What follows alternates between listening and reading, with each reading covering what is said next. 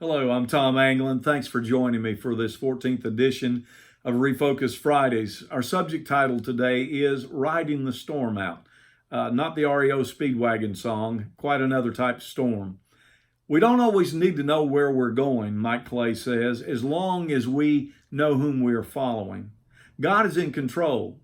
Even when we wind up in strange places or unusual circumstances, the Father is never caught by surprise.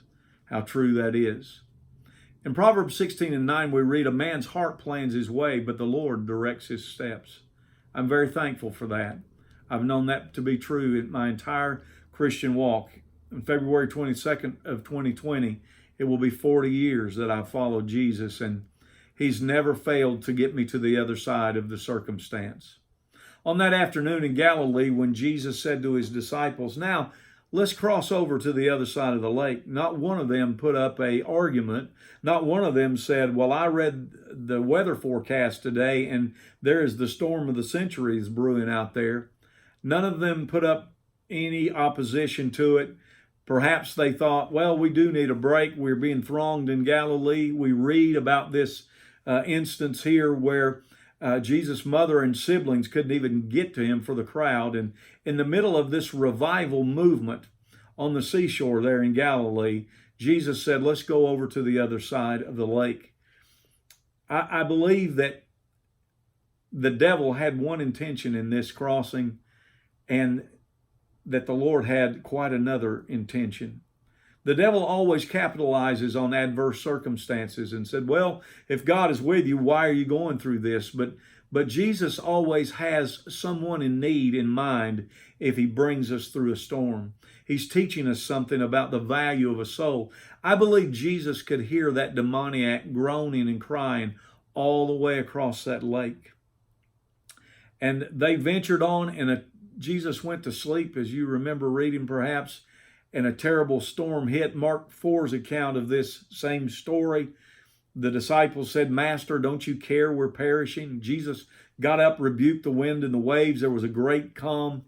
He said, "What happened to your faith?" And they were petrified. And they said, "Who is this that even commands the wind and the waves, and they obey Him?" I think they were more afraid of who was in the boat with them when they realized this is God Himself in our boat. No one but God could do that. I think they were more horrified of that than there were the peril of the storm. And it says, then they sailed to Gadara.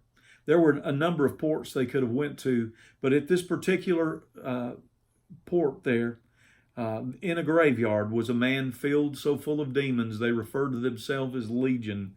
They said, "For we are many." And we know that Jesus cast all those demons out of that man. They went into a herd of pigs, and the pigs ran violently and jumped into the water and drowned. And we know that story.